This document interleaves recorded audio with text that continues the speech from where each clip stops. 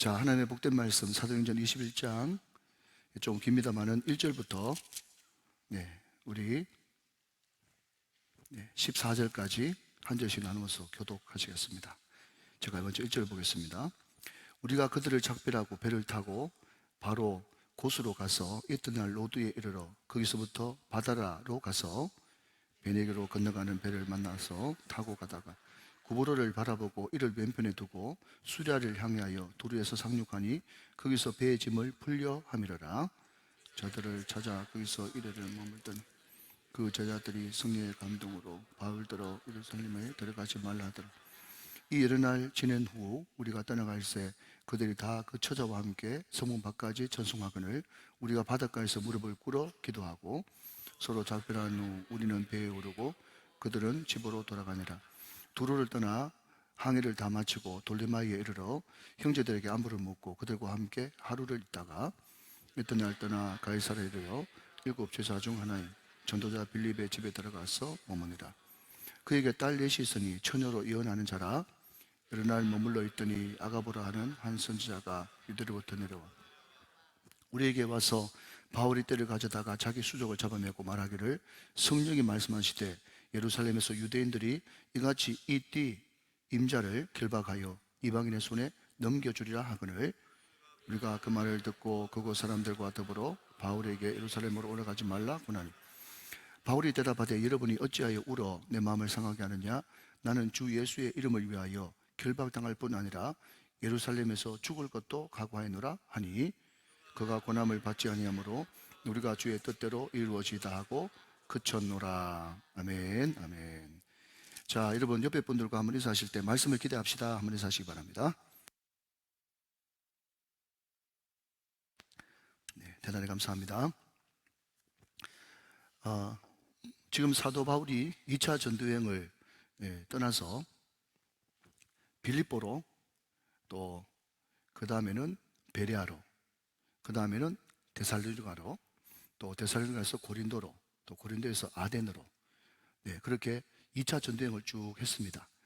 빌립보, 데살로니가 있는 그 지역을 우리는 마게도냐 지역이라고 이야기하고 그리스 북부 지역이고 고린도, 아테네 있는 그 지역을 우리는 아가야 지역이다 그렇게 이야기했어요.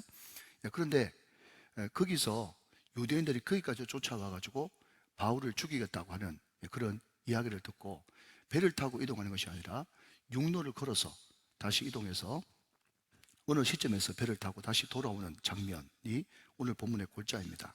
자, 그런데 먼저 조금 어렵지만 신학적인 이야기를 좀 해보려고 그러는데요. 여러분 1절 말씀 보시면 거기에 우리가 라고 하는 단어가 있습니다. 여러분 거기에 동그라미를 한번 쳐보시겠습니까? 우리가 그들을 작별하고 배를 타고 바로 고수로 가서 이튿날 로드에 이르러 거기서부터 바다라로 가서 2절 베네게로 건너가는 배를 만나서 타고 가다가 그러면서 이제 배 타고 계속 가는 그런 장면이 나와요. 자, 여러분 제가 이제 어떤 분의 글을 읽고 네이버에 검색하기를 위 섹션이라고 하는 그 단어를 검색했더니 거기에 쭉 위 섹션에 대한 그런 지식 정보가 쭉 흘렀습니다. 위는 우리라고 하는 단어고 섹션은 파트 이런 뜻 아닙니까? 뭐 어렵지 않죠, 그죠? 무슨 말인가 하면 사도행전에 우리라고 하는 말이 4번 나옵니다. 근데 위 섹션 하면 거기에 4가지 본문이 나오는데 첫 번째 위 섹션은 16장이고 그 다음 20장에 우리라고 하는 단어가 나오고 21장 오늘 본문에 우리라고 하는 단어가 나오고 27장에 보면 또 우리라고 하는 단어가 나와요. 그것을 그래서 신학적인 용어로 위 섹션 이렇게 이야기합니다. 그 우리가 뭐냐라고 하면 보편적으로 이야기할 때 우리는 자 다시 한번요. 사도행전을 누가 기록했습니까? 누가가 기록했죠. 그러니까 지금 사도 바울과 늘 같이 동행하고 있는 사람이 우리가 누굽니까? 누가예요, 누가. 그러니까 바울이 그러면 단수지만 우리 그러면 복수잖아요. 근데 우리라고 하는 이 단어에는 최소한 2명 이상의 복수가 같이 있어야 우리지 않습니까? 근데 거기에서 우리는 바울과 누가를 가리켜죠. 자, 그런데 제가 이때까지 알고 있었던 지식은 우리라고 하는 단어가 나오면 지금 바울 일행, 바울 팀, 바울 선교팀, 바울과 최소한 누가를 가르쳐서 우리라고 이야기하는구나, 그렇게 생각을 했는데, 그런데 위섹션이라고 하는 이 신학적인 용어는요, 이런 정보를 제가 처음 접했습니다. 그게 뭔가 하면, 우리라고 하는 단어는요, 항해일지랍니다. 항해일지. 배 타고 갈 때 여러분 일지 쓰지 않습니까? 그죠? 자, 우리가 이번에 성지순례 갈 때도 배 탔습니다. 지금으로 말하면 비행기입니다. 자, 여러분 비행기 탈 때 그냥 불쑥 들어갈 수 있습니까? 아니에요. 모든 절차를 다 밟아야 돼요. 여러분, 제가 지난번에 말씀드릴 때 잠깐, 제가 귀국하고 나서 병원 갈 일이 있어서 병원 가니까요, 그 병원에서 컴퓨터 조회를 딱 해보니까 외국 여행 갔다 오셨네요. 금방 알더라고요. 여러분, 그만큼 일지는 철두철미합니다. 왜냐하면 그 사람이 어디 갔다 온 줄 알아야 메르스에 걸려왔는지 사스에 걸려왔는지 뭘 달고 왔는지 알고 있기 때문에, 알아야 되기 때문에, 또 만약에 여러분 배가 뒤집어지거나 비행기가 어떻게 돼버리면 거기에 그 번호 좌석에 누가 타는지를 알아야 정확하게 규명할 수 있기 때문에 철두철미하게 일지를 씁니다. 일지. 그때 당시에는 비행기가 없었으니까 항해 일지를 적은 거죠. 자, 여러분 보십시오. 이 우리라고 하는 이 단어는 항해 일지다라고 이야기하니까요, 그게 맞더라고요. 그러니까 우리라고 하는 단어가 나올 때마다 항상 뭐가 등장하는가 하면 배가 등장하는 거예요. 배가. 항해일지입니다. 자, 그런데 여기서 우리라고 하는 것은 1차적으로는 바울과 누가지만은, 그럼에도 불구하고 바울과 누가, 여기서 고대는 플러스 뭐가 있었는가 하면요, 자기가 믿는 신이 있었어요. 자기가 믿는 신. 여러분, 여러 차례 말씀드렸습니다. 구약도 그렇고 신약도 그렇고 바다라고 하는 개념은 고대 사람들한테 무슨 대상이었어요? 무서움과 두려움과 저주와 멸망의 대상이었어요. 그러니까 바다라고 하는 것은요, 무시무시한 곳이에요. 언제 나가서 죽을 줄 모르는 그곳이 바다였다고요. 제가 지난주에 말씀드렸지만, 네가 바다에 나가느냐, 전쟁에 나가느냐, 결혼하느냐, 여기서도 바다가 등장하잖아요. 그러니까 절대로 만만치 않은 무서운 곳, 두려운 공포의 대상이 바다였다고요. 그러니까 그 당시 고대 사람들이 항해일지를 적을 때 항상 누구와 동행하는가라는 것을 적으면서 자기가 믿는 신이 누군가라는 것을 같이 적었단 말이죠. 이해되십니까, 여러분? 자, 그런데 여러분, 오늘 이 사도행전을 기록한 이 누가가 우리가 하면서 위세션을 4번 이야기하면서 항상 배를 탈 때마다 사도 바울도 누가도 내가 믿는 신, 그분이 누구세요? 여호와 하나님, 야훼. 자, 그러면 여러분, 이 사람들이 그때 항해일지를 적을 때 왜 신의 이름을 적으라고 했겠습니까? 신이 함께하고 도와준다, 이런 뜻이에요. 이해되십니까, 여러분? 예. 네가 믿는 신이 너를 도와주기를 원한다는 그런 의미에서 항해일지를 적을 때 여러분, 복수로 자기 이름만 기록하는 것이 아니라 자기가 믿는 신 이름을 옆에 기록하게 만들었다고요. 사랑하는 여러분, 그렇게 보니 제가 여러 성경 구절이 생각이 나는 거예요. 여러분, 하나님은 우리와 함께 계십니다. 우리가 이것을 꼭 믿어야 되는 거예요. 우리가 바다를 건널 때도 이런 불 가운데 심지어 걸을지라도 우리 하나님께서는 항상 우리와 함께 하신다는 거예요. 여러분, 이것을 믿으시기 바랍니다. 자, 여러분, 우리가 지금 이사야서를 보고 있는데, 우리가 잘 아는 이사야 43장, 이것도 복음장이지 않습니까? 40장부터 66장까지는 복음장이니까 신약의 내용이 들어있으니까요. 예, 여러분, 여기 이런 말이 등장합니다. 이사야 43장 2절 말씀을 같이 한번 보시겠습니다. 자, 이사야 43장 2절 말씀 같이 한번 읽어보실까요? 자, 믿음으로 읽으십시오. 이것은 그냥 우리의 그냥 진통제나 립서비스가 아니고 하나님의 말씀입니다. 시작. 내가 물 가운데 지날 때도 내가 너와 함께 할 것이라. 강을 건널 때에 물이 너를 침몰하지 못할 것이며, 내가 불 가운데로 지날 때에 타지도 않을 것이요 불꽃이 너를 사르지도 못하리라. 할렐루야. 하나님이 물 가운데 지나갈지라도 우리를 침몰치 못하도록 지켜주시고, 이분이 바다를 지으신 하나님이시라는 거예요. 우리가 불 가운데 지나갈지라도 그때도 하나님께서 우리를 타지 않도록 지켜주실 분, 불꽃이 우리를 사르지도 못하도록 지켜주실 분, 그 가운데도 함께 하시는 분이 우리 하나님이시란 말이죠. 할렐루야. 여러분, 이것을 확실하게 믿으십시오. 오늘 이 말씀을 여러분 듣고 확실하고 가야 진짜 예배 드리는 것입니다. 예배는 확실히 필요하다고 제가 새벽기도 때 말씀드렸죠. 자, 그런데 여러분, 오늘 금요 성령 집회 나오셨으니까 오늘 금요 성령 집회 나오신 일꾼들에게 하나 간단한 질문을 드리겠습니다. 성경 퀴즈라고 할 수도 있고요, 뭐 쉬운 거니까 한번 맞춰보십시오. 자, 여러분, 이사야라고 하는 선지자가 앞에 사람입니까? 아니면 사자굴에 들어갔던 다니엘이라고 하는 사람이 앞에 사람입니까? 누가 앞이에요? 이사야가 앞이죠. 다니엘은 뒤죠. 이사야는 분열 왕국 시대 때, 히스기야 시대 때 예언한 선지자고, 다니엘은요, 한번 따라 합실까요? 다겔겔, 시작. 다겔겔. 다겔겔. 지금 이스라엘 백성들이 포로로 끌려가 가지고 다 모양이나 형상이나 기운이 없어가지고 다겔겔이 포로 시대 때 예언한 선지자란 말이죠. 다겔겔이 뭔지 아세요? 에스겔, 다니엘, 다겔겔. 그러니까 다니엘이 이사야보다 훨씬 뒤쪽의 사람입니다. 훨씬 뒤쪽의 사람이에요. 자, 이사야가 이사야 43장 2절 말씀에서 우리들에게 뭐라고 얘기했는가 하면, 하나님이 어떤 순간에도 너와 함께한다. 어떤 순간에도 물 가운데 건널지라도 그 물이 너를 침몰지 못할 것이며, 불 가운데 지날지라도 그 불이 너를 사르지도 못하고 불꽃이 너를 해하지도 못한다. 그렇게 분명히 이사야 43장 2절에 말씀했죠. 이런 말을 들었을 때 여러분, 처음 예수 믿는 사람들은 무슨 그런 경우가 다 있겠나 그렇게 생각했을 거 아니에요? 그런데 여러분, 실질적으로 이사야가 이런 말씀했는데 훨씬 그 뒤에 나온 다니엘한테 실제로 이런 일이 있어버렸다니까요. 자, 여러분 한번 성경 빨리 찾는 분을 한번 찾아보시고, 자, 못 찾는 분은 그냥 보시기 바랍니다. 다니엘서 3장, 제가 참 좋아하는 말씀인데 다니엘서 3장 23절부터 27절까지 한번 보겠습니다. 여러분, 이 말씀도 역사적 사실을 믿으셔야 돼요. 예, 역사적 사실을 안 믿고 이거 보면 전혀 황당한 이야기입니다. 예, 다 믿음 있으시죠? 자, 믿음을 가지고 있습니다. 자, 한 절씩 한번 교독해 보시죠.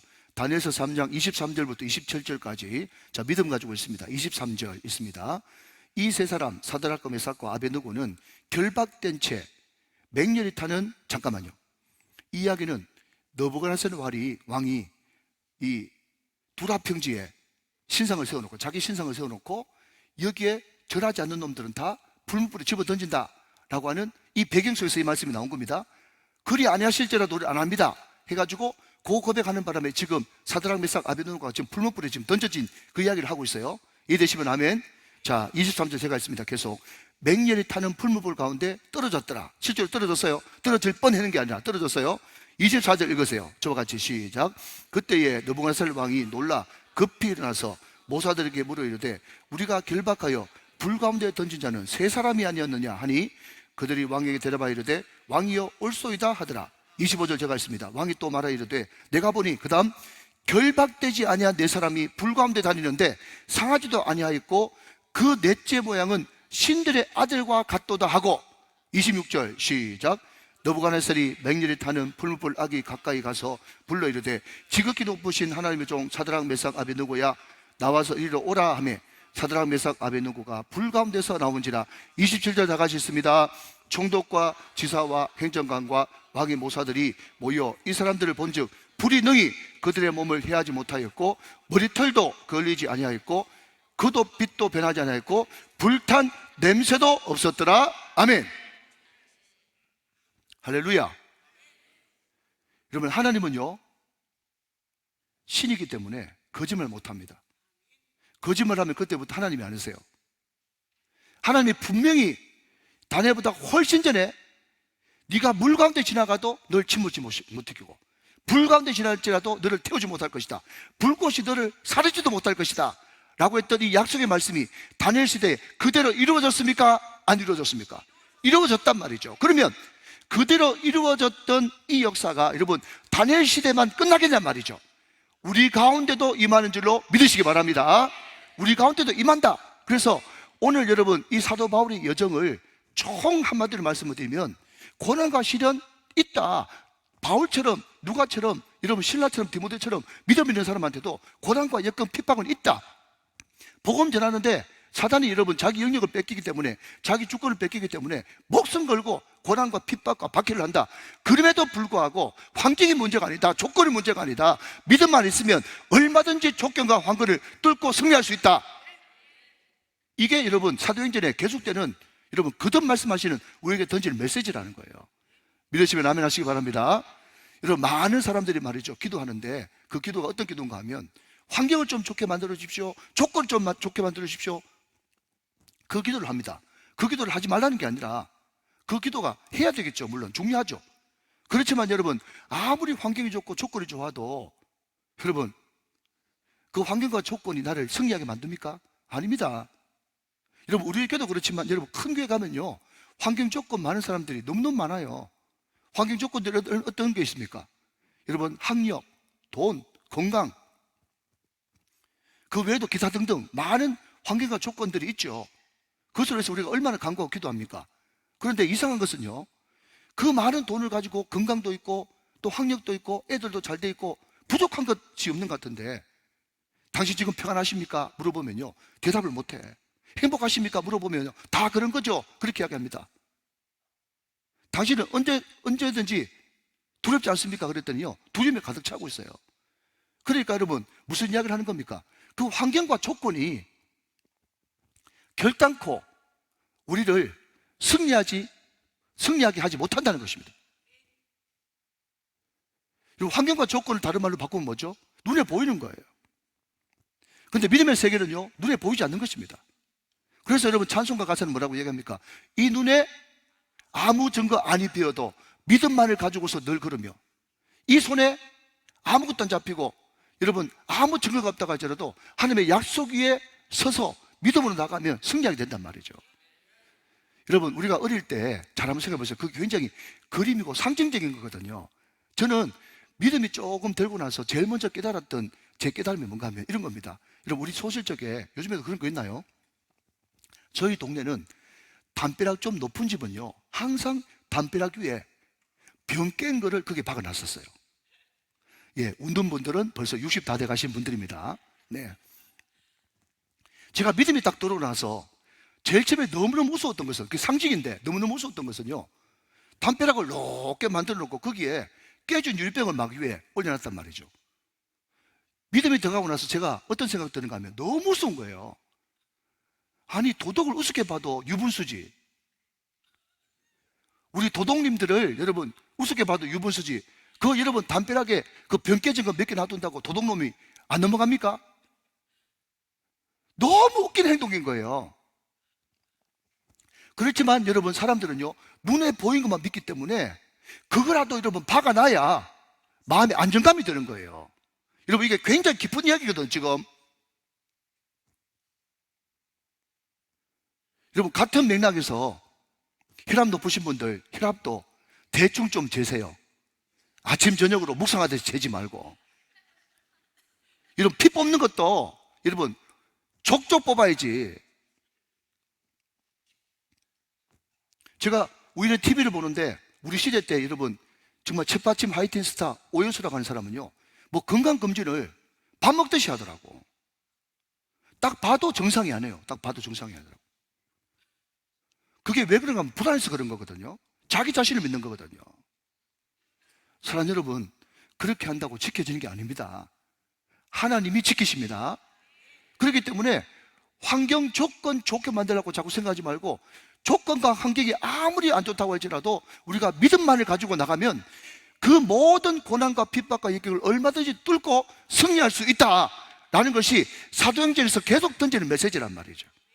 하나님이 함께 하십니다. 하나님께서 물 가운데도 함께 하시고 불 가운데도 함께 하시고, 풀무불, 여러분 가까이만 가도 그 사드락 메삭 아베누고 그 사람들을 여러분 죽이려고 했던 사람이 오히려 그 옆에 있는 사람이 타 죽는 그런 일에서도 사드락 메삭 아베누고는 불탄 냄새도 없더라, 그렇게 말씀하고 있는데, 그것이 이 사람들의 신앙 때문에도 그렇지만 여러분 그 가운데 세 사람이 분명히 들어갔는데 네 사람이 보이더란 말이죠. 그런데 그 넷째의 모양이 신들의 아들들과 같더라 그랬어요. 그 신들의 아들들이 뭔데요? 라고 얘기했더니 주석을 보니까 구약에 계셨던, 구약부터 계셨던 예수님의 나타나심, 현현, 이렇게 이야기하고 있어요. 예수님이 함께 해주셨습니다. 그래서 여러분 사드락 메삭 아베드노고 그 사람들을 여러분 풀무불에 던져놓을 때 느부갓네살이 얼마나 미웠겠어요. 저놈들 어디 왕 앞에 대적하느냐 하면서 쳐 죽일 놈들 오만 이야기 다 해주지 않겠습니까? 그런데 하나님께서 자기와 함께하는 것을 딱 보여주니까 말이죠, 느부갓네살이 이런 부르는 호칭이 달라집니다. 뭐라고요? 오늘 본 말씀 여러분 다니엘서 3장 26절 보니까요, 3장 26절 보니까 사드락 메삭 아베누고를 어떻게 부르는가 하면 지극히 높으신 하나님의 종 사드락 메삭 아베누고야 이렇게 부른단 말이죠. 사랑하는 여러분, 우리가 세상 사람들이 우리를 손가락질하고 천시하고 저 바보 멍청이 아니야 오만 이야기 다 해도 하나님이 함께 계신 증거가 나타나면 말이 바뀌고 호칭이 달라지는 줄로 믿으시면 아멘 하시기 바랍니다. 그래서 제가 늘 자주 했던 말이 뭔가 하면요, 구약에 있어서 가지고 가장 영광스러운 것은 기름 부음 받는 거예요. 기름 부음 받는 거. 여러분, 사무엘이 아무것도 아니었지 않습니까?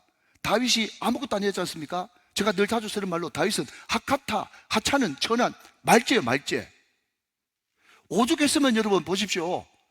사무엘 목사님이 저 위에 담부터 밑에 브엘세바까지 온 이스라엘이 다 아는 유명한 목사님이 자기 집에 왔는데 뭐가 여러분 저 양치는 것이 깊었으면 다윗은 양치라고 하면서 그 집 오지도 못했겠습니까? 너무나 비참한 말지 하카타예요. 그러나 그럼에도 불구하고 여러분, 다윗에게 사무엘이 기름을 부으니 그 목동이 왕이 되는 역사가 일어났단 말이죠. 오늘 우리가 아무것도 아니지만 오늘 이 밤에 하나님께서 뜨겁게 우리를 만나주시고 오늘 이 시간이 주님 앞에서 최고의 시간, 최고의 순간이 되어지면 우리도 여러분 다윗처럼 될 줄을 믿으시기 바랍니다. 인생 바뀔 줄을 믿습니다. 팔자 바뀔 줄을 믿습니다. 여러분, 그렇기 때문에 이 예배 시간이 너무너무 소중한 시간이란 말이죠. 믿으시면 아멘 하시기 바랍니다. 자, 여러분, 오늘 제가 말씀을 준비했는데 제가 설교를 쭉 하려고 해보니까 2시간 하더라, 2시간.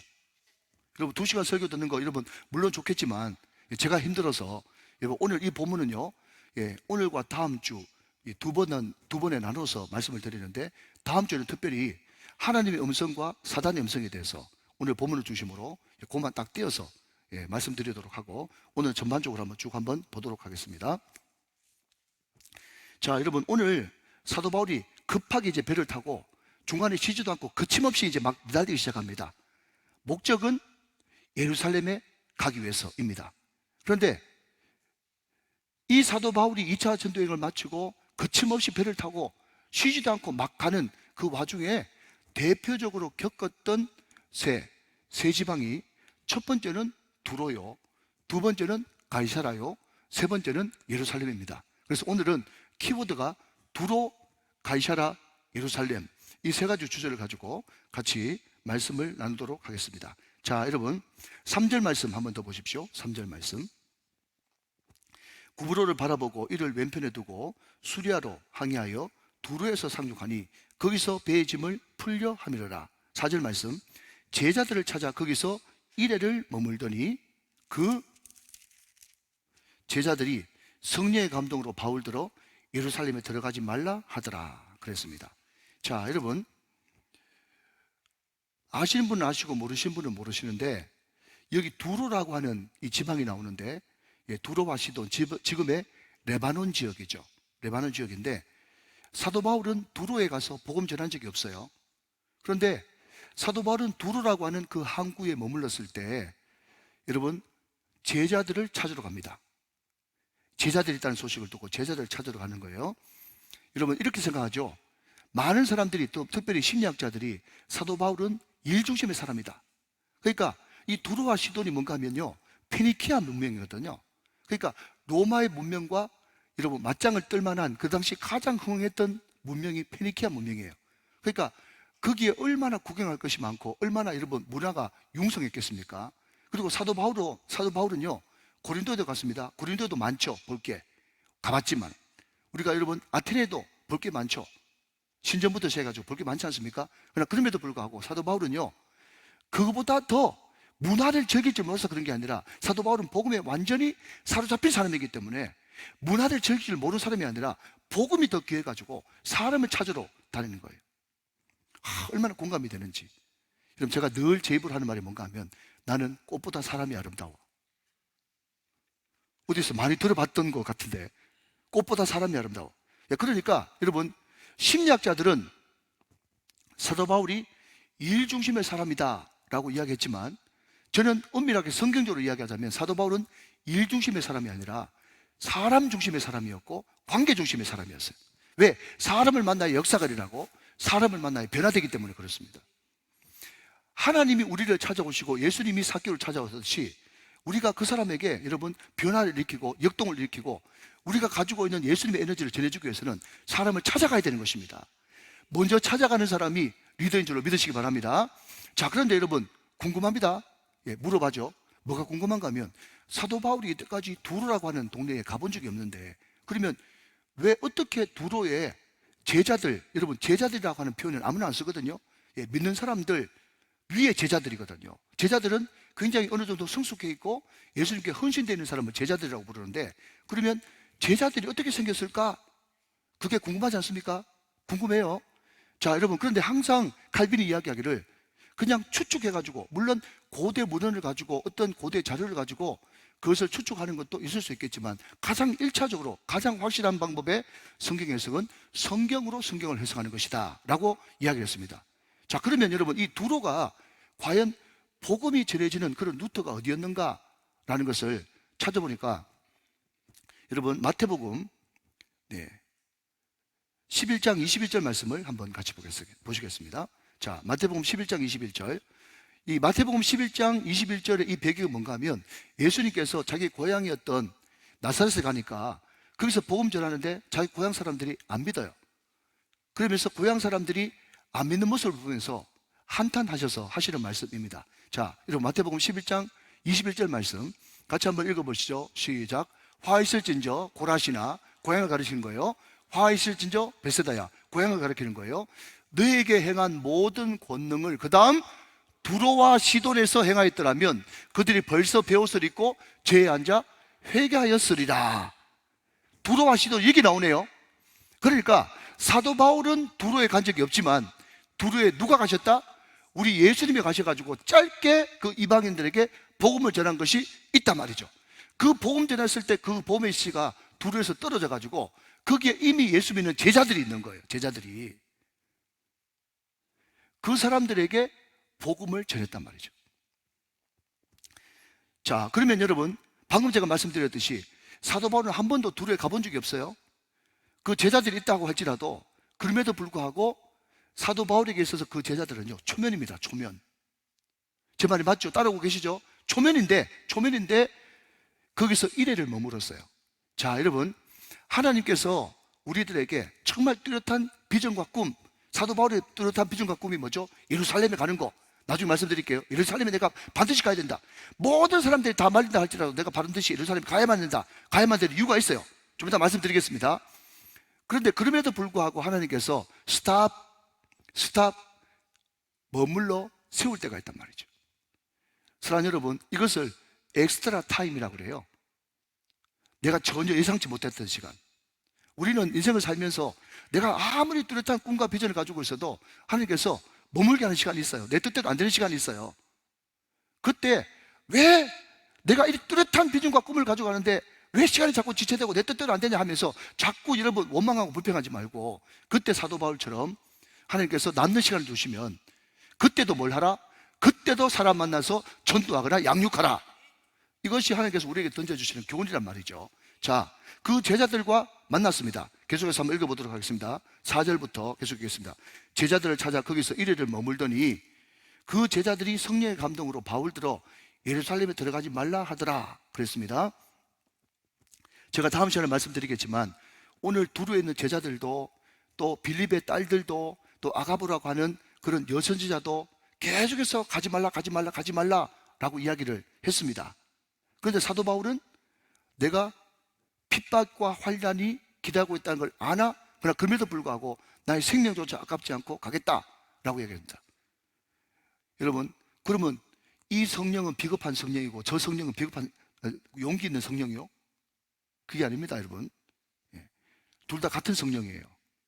그러나 하나님께서 왜 이렇게 말씀해 주시는가 하면요, 성령께서 말씀을 거듭 하시는 것은 이것을 피하라 도망하라 라고 하는 뜻이 아니라 이만큼 중요하니까 네가 이것을 위해서 준비하라 라고 하는 메시지가 거기에 있는 겁니다. 자, 한번 따라합시다. 우리가 다음 주에 더 많이 배울 거지만 성령의 감동은 시작.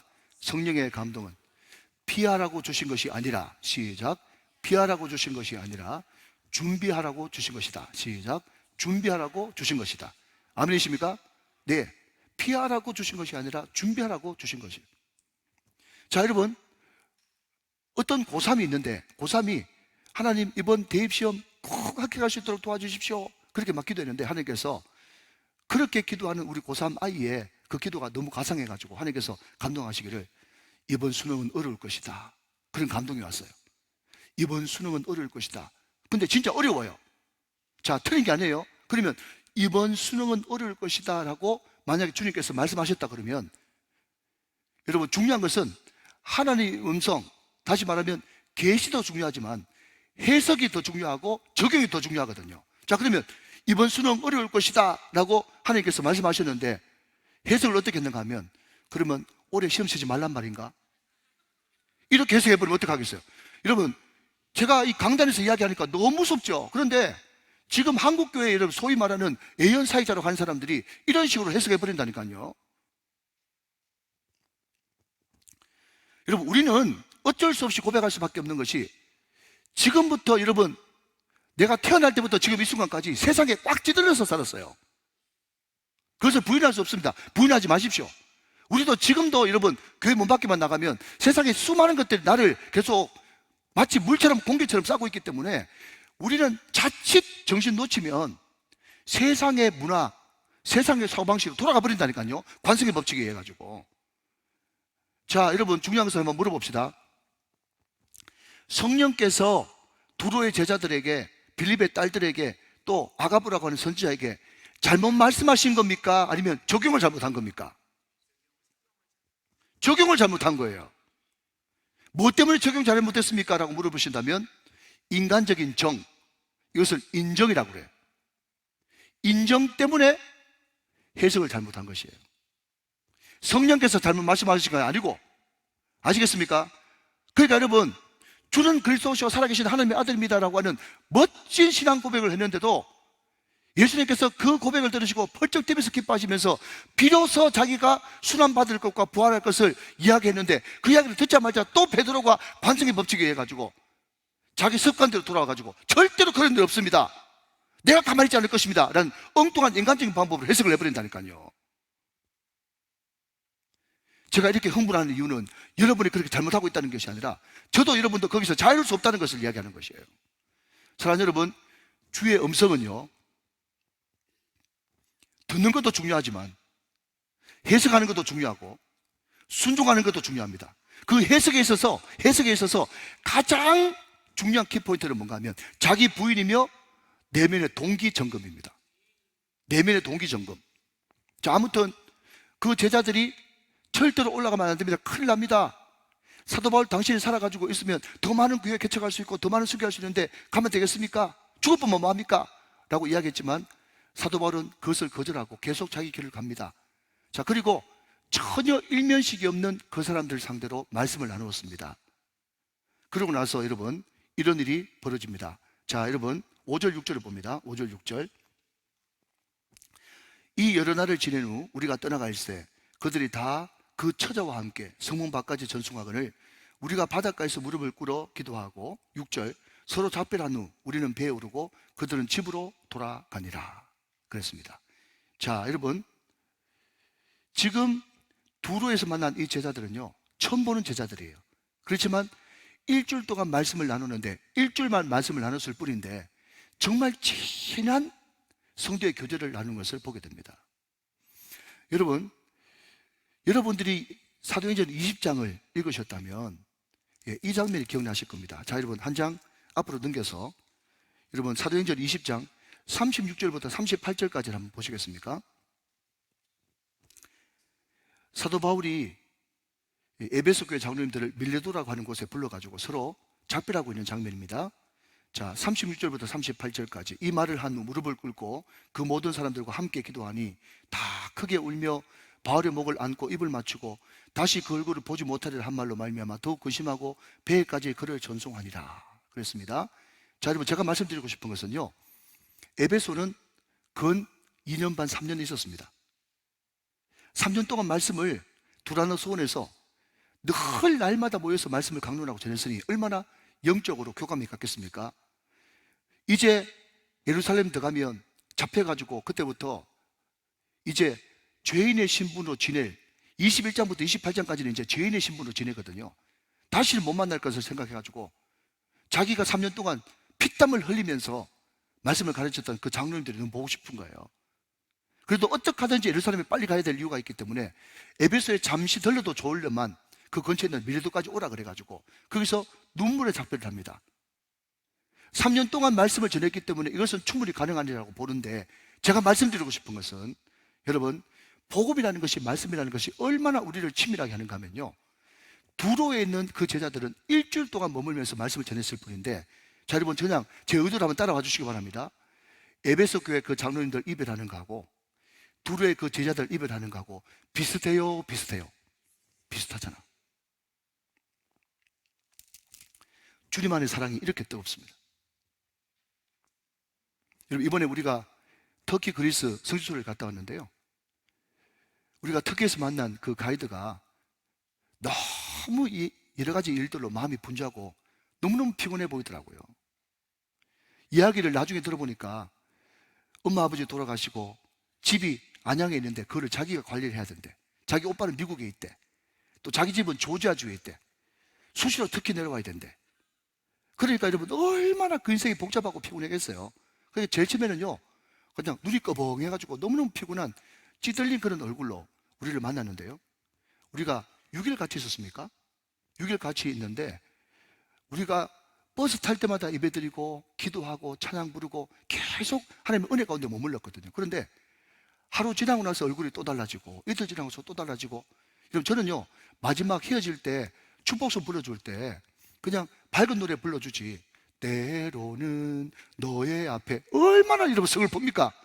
제가 그런 분위기를 안 좋아해가지고 그 찬양을 한 번도 불러준 적이 없는데, 하나님께서 마지막에 제 마음 가운데 그 찬양을 한번 불러주라고 하는 그런 감동을 주시더라고요. 근데 그 찬양을 불러주니까 자매가 울어 막 우는데요, 그 찬양을 불러주니까 마음이 위안을 받고 우는데, 울고 난 다음에 자기 형편이 지금 그렇다고 말씀을 고백을 하더라고요.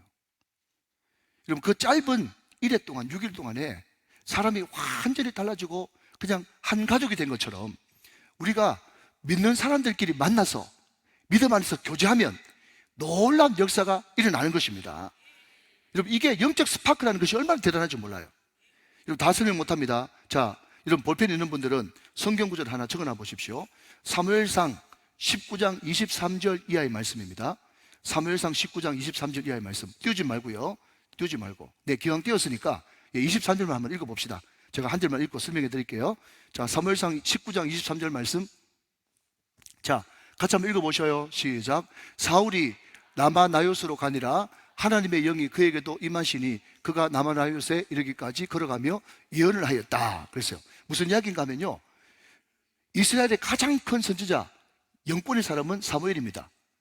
이 사무엘이 라마나요시, 자기 고향이기 때문에 거기 가가지고 신학교를 하고 있었고, 거기서 소위 말해서 수도원생활 비슷하게 하고 있었는데, 그 라마나요스에 다윗이 갔다는 그런 소문이 들리는 거예요.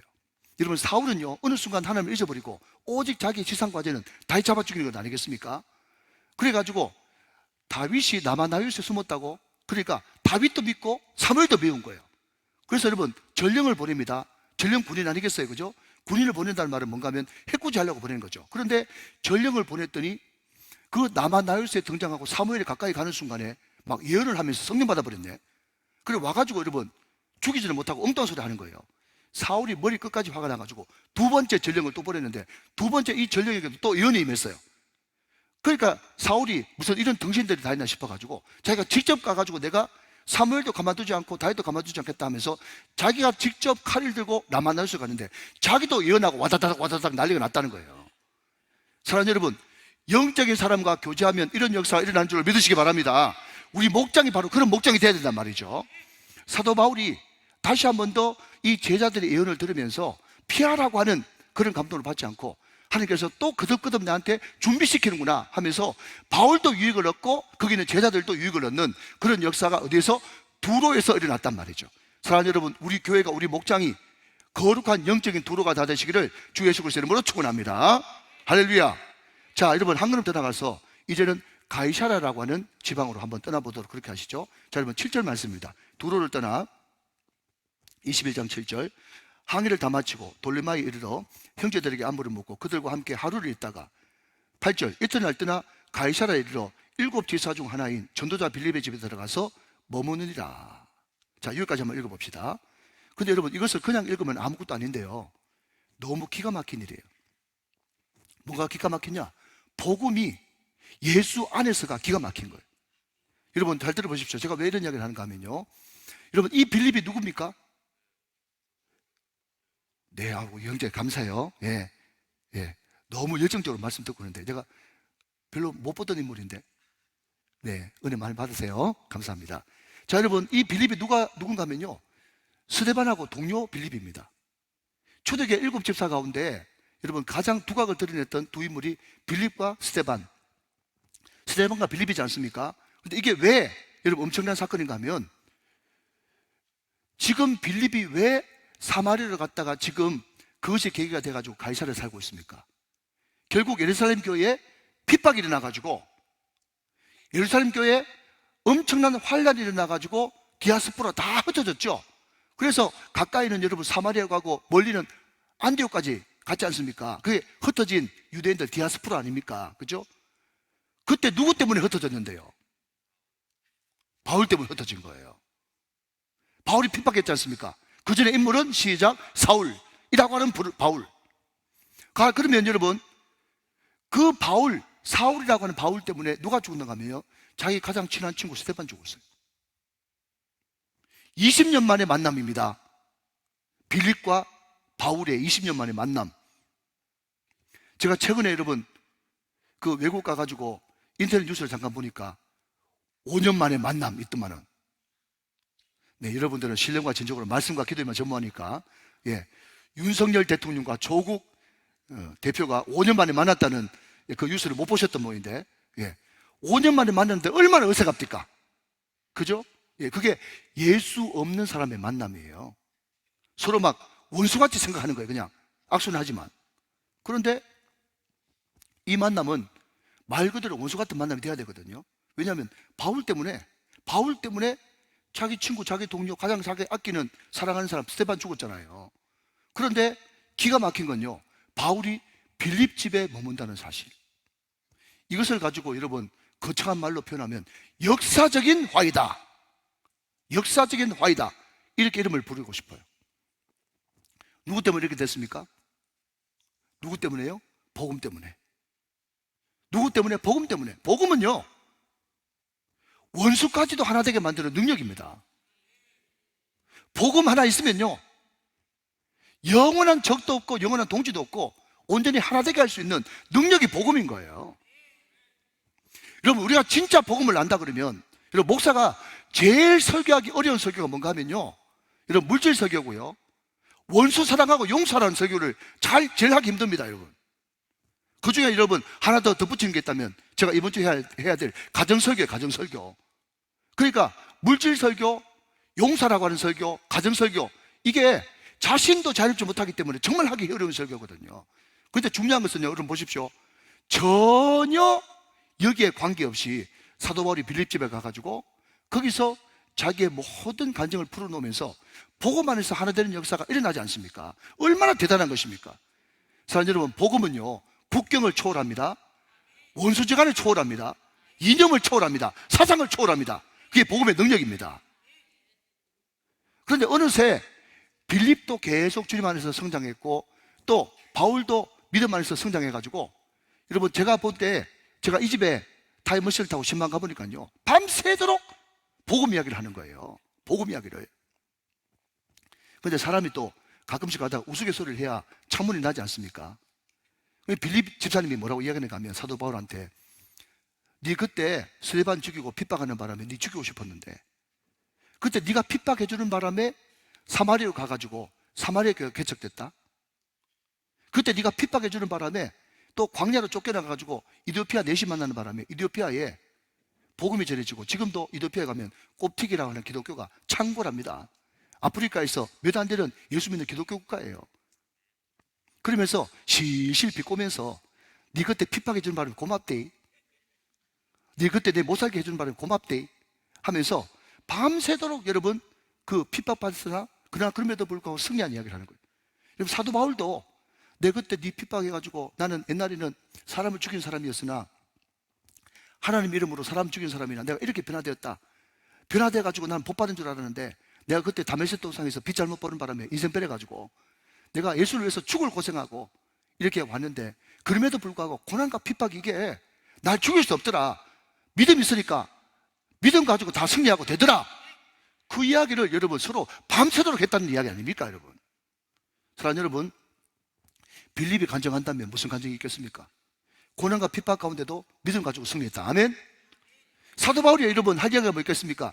그 고난과 핍박에서도 나는 믿음 가지고 주님 위해서 주님 때문에 승리했다. 그 이야기를 지금 하고 있는 겁니다. 그래서 여러분 사도 바울이 이렇게 이야기하고 있죠. 여러분 13절 말씀 보시면요, 바울이 대답하되 여러분이 어찌하여 울며 울어 내 마음을 상하게 하느냐. 나는 주 예수의 이름을 위하여 결박당할 뿐만 아니라 예루살렘에서 죽을 것도 각오하였노라 하니. 그랬습니다. 여러분, 세상에 자기 종교를 위해서 죽는 사람, 일사가고가요 세상에도 많이 있습니다. 불교 안에도 일사가고 있고요, 힌두교 안에도 있고. 여러분, 어떤 어려운 사람들은요 자기의 무슨 직분이나 자기의 성공을 위해서도 일사가고할 수 있습니다. 우리 아버지가 그 대표적인 사람이에요. 저는 우리 아버지 직장 생활 하는 거 보고요, 어떤 생각을 했는가 하면, 신앙생활도 저런 신앙생활이 됐냐, 맨날 며칠 집에도 안 들어오고. 저는 웃기라고 하는 소리인데 너무 심각하게 들으시니까. 자기 성공을 위해서 맨날 며칠 동안 집에 안 들어오고, 여러분 새벽 일찍 일어나가지고 여러분 새벽 4시에 출근하고, 새벽 기도도 그런 새벽 기도 없어요. 여러분 지금 뭐 사회 직장에서 높이 올라가는 사람들 여러분 우습게 보지 마십시오. 대충 그렇게 해가지고 여러분 이사 뭐 장군 달아준 줄 압니까? 그게 목숨 걸어야 되는 거예요. 목숨 걸어야 되는 거예요. 여러분 얼마든지 자기 출세를 위해서 목숨 거는 일사각오 할 수 있다니까요. 그런데 그런 거하고 사도 바울은 다릅니다. 사도 바울이 결박과 환난과 핍박이 있다 할지라도 내가 일사각오하는 것은 주 예수 그리스도 그 이름을 위하여 그렇게 했다는 거예요. 자, 그러면 여러분 성경 좀 보겠습니다. 그러면 사도 바울이 왜 이렇게 될 수밖에 없었냐? 자, 사도행전 9장 1절부터 5절까지 한번 보겠습니다. 자, 쭉 한번 읽고 이제 정리를 하겠습니다. 자, 사도행전 9장 1절부터 5절까지 한번 보세요. 좀 빠르게 봅니다. 자, 사도 바울의 모습입니다. 제가 했습니다. 사울이 주의 제자들에 대하여 여전히 위협과 살기와 등등하여 제재상에 가서 다메섹 여러 회당에 가져갈 공문을 청하니, 이는 만일 그 도를 따르는 사람을 만나면 남녀를 막론하고 결박하여 예루살렘으로 잡아오려 합니다. 잠깐만요. 예, 지금 사도 바울은요 하나님 만나가지고요 사람 잡아 죽이는, 신앙이 사람 잡아 죽이는 그런 살인 여행이야. 예, 이런 사람이 어디 있습니까? 그런데 그런 자기를, 그런 사울을 3절, 사울이 길을 가다가 다메섹에 가까이 이르더니 호련히 하늘로부터 빛이 그를 둘러 비치는지라. 4절, 땅에 엎드려져 들음에 소리가 있어 이르시되 사울아 사울아 내가 어찌하여 나를 박해하느냐 하시거늘. 5절, 대답하되 주여 누이시니까 이르시되 나는 내가 박해하는 예수라. 아멘. 자, 여기까지 읽고, 자, 마저 읽고 나서 설명드리겠습니다. 사도행전 18장으로 넘어가서 9절 10절 말씀 띄워주십시오. 자, 밤에 주께서 환상 가운데 바울에게 말씀하시되 두려워 말며 침묵하지 말고 말하라. 10절 다 같이 있습니다. 시작. 내가 너와 함께 있음에 어떤 사람도 너를 대적하여 해롭게 할 자가 없을 것이니 이는 이 성 중에 내 백성이 많음이라 하시더라. 무슨 이야기인가 하면요, 왜 사도 바울이 주 예수 그리스도를 위해서 일사가고 죽을 자기 목숨까지 내놓을 수밖에 없었는가 하면, 사도 바울은 원래 해방자의 핍박자였습니다. 저와 이래도 마찬가지죠. 예수 믿을 때 얼마나 예수를 무시하고 예수에 대해서 대적하는 해방자요 핍박자였습니까? 그런데 그런 나를 내가 하나님 좀 만나고 싶습니다 기도한 것도 아닌데 일방적으로 찾아오셔서, 이게 은혜라고 그런 거예요. 은혜. 일방적으로 나를 찾아오셔서 나를 만나주시고 불러주신 것만 해도 감사한데 날 일꾼 삼아주시고. 여러분 이게 로마서 8장의 고백이거든요. 로마서 8장의 고백이 부르시고 의롭다 하시고, 이게 다 그게 나와 있단 말이죠. 그러니까 사도 바울이 왜 주님을 위해서 일사가고 정신으로 나갈 수밖에 없었는가 하면요, 나는 원래 핍박자 회방자요 하나님과 전혀 상관없이 지옥불 제일 밑바닥에서 떨어져 죽을 그런 존재였는데, 그런 나를 찾아오셔서 불러주시고 안아주시고 용납해 주시고, 여러분 불러주신 것만 해도 감사한데 여러분 나를 일꾼 삼아주시고, 일꾼 삼아주신 것만 해도 감사한데 함께 하시고 동행하시고 앞서 행하시고, 그 모든 것들을 생각해 보니까 여러분, 내가 주님을 위해서 깔끔하게 죽는 게 뭐 대단한 것이 아니고 당연한 것이다, 그렇게 생각한 것인 거예요. 사랑하신 여러분, 사도 바울의 1차, 2차, 3차 전도 여행을 따지면요, 걸어서 지구 세 바퀴 반돈 것이에요. 우리 문 목사님 그런 이야기 하대요. 많은 학자들이 이거는 인간적으로 불가능하다, 불가능해요. 그러니까 여러분, 사도 바울의 그 전도여행을 보면서 말이죠, 많은 사람들이 혀를 내두면서 사도 바울은 위대한 선교사다, 사도 바울은 대단한 사람이다, 엄청난 사도 바울의 헌신, 우리도 바울 본받자, 오만 얘기를 다 해도 여러분, 바울이 자기가 스스로 바울 되셨습니까? 나의 나 된 것은 하나님의 은혜로 된 것입니다. 그렇기 때문에 여러분, 바울은 온데간데 없고 주 예수 그리스도의 이름만 남는 거예요. 우리가 바울이 깨달았던 그 은혜를 우리도 깨달으면, 우리가 아무리 주를 위해서 헌신하고 주님을 위해서 봉사하고 한다 할지라도 우리 고백은 주 예수 그리스도의 이름, 그분밖에 없는 것입니다. 그 간증의 역사가 가이사라에서, 빌립의 입에서도 바울의 입에서도 나온 것입니다. 자, 이제 마지막으로 예루살렘입니다. 예루살렘으로 사도 바울은 가기를 간절히 원했어요. 간절히 원했어요. 그 이유가 로마서 15장에 기록되어 있습니다. 자, 여러분, 로마서 15장 25절부터 한번 같이 보도록 하겠습니다. 자, 로마서 15장 25절부터 예루살렘입니다. 자, 보십시오. 그러나 이제는 내가 성도를 섬기는 일로 예루살렘에 가노니. 자, 잠깐만요. 여기에 성도를 섬기는 일, 이것을 두 글자로 바꾸면 구제입니다. 구제. 지금 사도 바울이, 기억나신지 모르겠지만 자기가 빌립보, 베레아, 또 루스드라, 또 소아시아, 에베소, 또 고린도, 또 아테네는 없죠, 그죠? 예. 거기에 그 제자들 이름을, 여러분, 지난주에 우리가 서로 보면서 구제를 하는 원정대 7명이 있었다고 그렇게 말씀을 드렸어요. 왜 원정대를 꾸려가지고 같이 가는가 하면 예루살렘에 심각한 기근이 들었거든요. 그래서 마게도냐 지방, 빌립보 교회, 베레아 교회, 또 데살로니가 교회, 그 교회 연보를 걷어가지고, 또 고린도 교회, 거기에 연보를 걷어가지고, 이게 아가이 지방이죠, 그죠? 그게 연보를 걷어가지고, 그 연보를 가지고 7명의 구제 특공대와 함께 이제 예루살렘을 가는 거예요. 왜냐하면 지금 예루살렘에 심각한 기근이 들었기 때문에 이제 구제하는 일로 가는 겁니다. 자, 26절. 이는 마게도냐와 아가야 사람들이 예루살렘 성도 중 가난한 자들을 위하여 기쁘게 얼마를 연보하였습니다. 이해되시죠? 여기까지. 네. 27절. 저희가 기뻐서 하였거니와. 기뻐서 연보를 했다는 거예요. 왜 기뻐서 연보했냐? 또한 저희는 그들에게 빚진 자니, 뭘 빚졌는가 하면 예루살렘부터 사마리아와 땅 끝까지 예루살렘의 복음이 진어지니까 복음의 빚진 자라는 뜻이에요.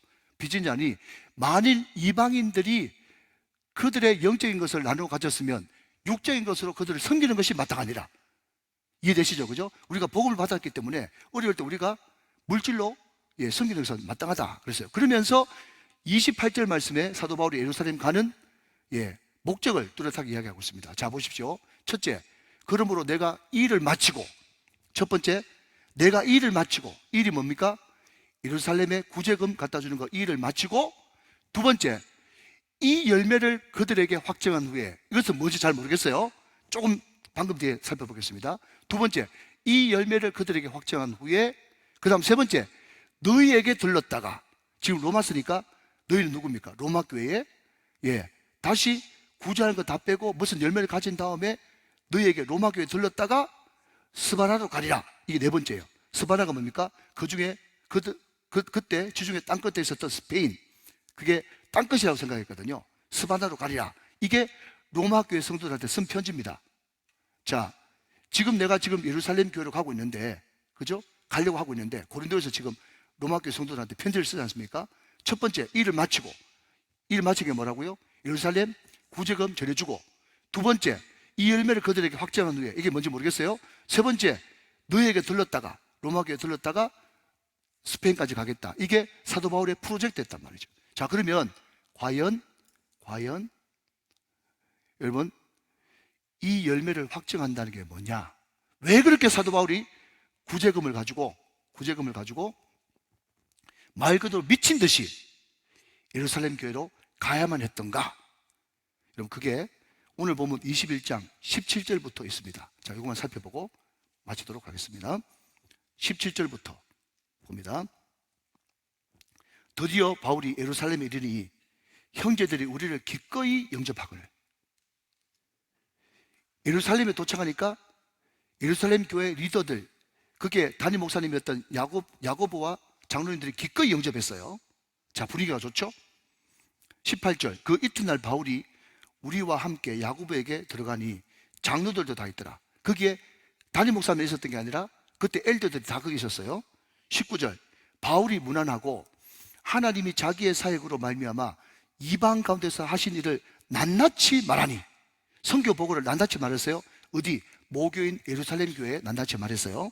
20절 중요합니다. 그들이 듣고 하나님께 영광을 돌리고 바울들이 이르되 형제여, 그대도 보는 바에 유대인 중에 믿는 자 수만 명이 있으니 다 율법의 열성을 가진 자라. 그렇게 이야기했습니다.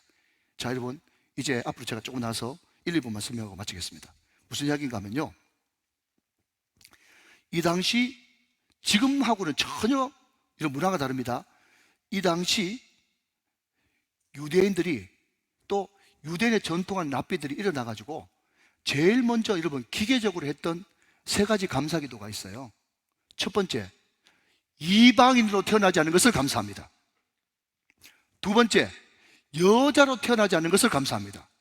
세 번째, 종으로 태어나지 않은 것을 감사합니다. 이게 유대 랍비들의 늘 하는 기도예요. 그러니까 이방인들은 심지어 뭐라고요? 지옥의 땔감으로 하나님이 창조하셨다고 생각할 정도였어요.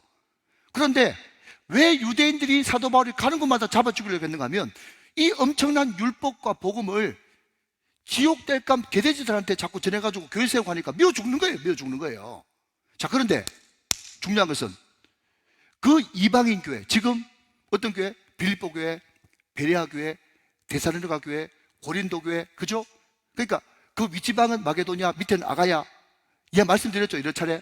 그죠? 거기 이방인들이 자기들이 복음 들었다고 감사해가지고 우리한테 복음 전해준 모교회에 기근을 만났다고 하니, 흉년을 만났다고 하니 우리가 연보하는 것이 마땅치 않냐 하냐면서 이방인들이 헌금 걷어가지고 그 헌금을 바울한테 줬단 말이죠.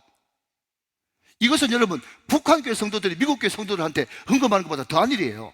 그런데 만약에, 잘 들으십시오, 지금부터 1분 동안, 만약에 이 연보를 예루살렘에 가져갔는데 거기에 있는 담임 목사님하고 그 장로님들이 아무리 우리 굶어 죽어도 이런 돈 안 받아 하면서 그 연보를 안 받아버리면요, 잘 들으십시오, 사도 바울이 이때까지 1차, 2차, 3차 전도여행하면서 죽을 고생했는 거 다 무효입니다.